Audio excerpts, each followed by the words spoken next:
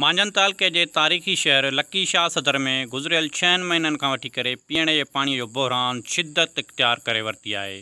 अवाम सरापा एहतजाज बणियल आहे। Public health खाते तरफ़ां को बि नोटिस न वठण जे करे अवाम अज़ाब जहिड़ी ज़िंदगी गुज़ारण ते मजबूर आहे। लकी शाह सदर जा रहवासी पंहिंजो दर्द कुझु हिन रीति ॿुधाइनि था।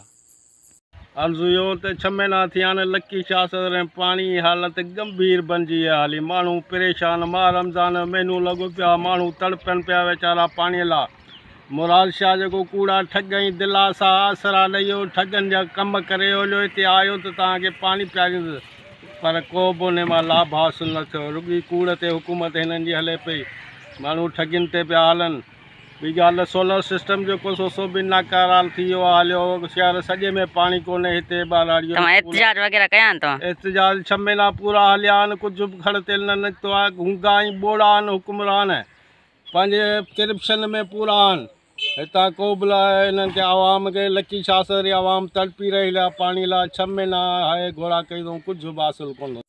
कैमरामैन मुख्तियार लाशारी सां गॾु नज़ीर अहमद भच्चो, लकी शाह सदर।